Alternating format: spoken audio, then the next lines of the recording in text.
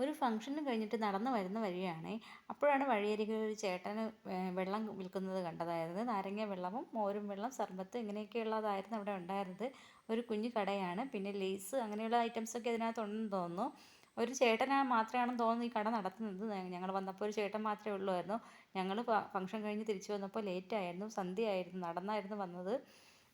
അപ്പോൾ മക്കൾക്ക് നന്നായിട്ട് വെള്ളം ദാഹിക്കുന്നുണ്ട്. ബിരിയാണിയൊക്കെ കഴിച്ചതിൻ്റെ ക്ഷീണം ഉള്ളത് കൊണ്ട് നന്നായിട്ട് വെള്ളം ദാഹിക്കുന്നുണ്ടായിരുന്നു. എന്നാൽ പിന്നെ വെള്ളം കുടിച്ചിട്ട് മതി ഇനിയുള്ള യാത്ര എന്ന് തീരുമാനിച്ചു. ഇനി നടന്നു വേണം ബാക്കി പോകാനുള്ളത്.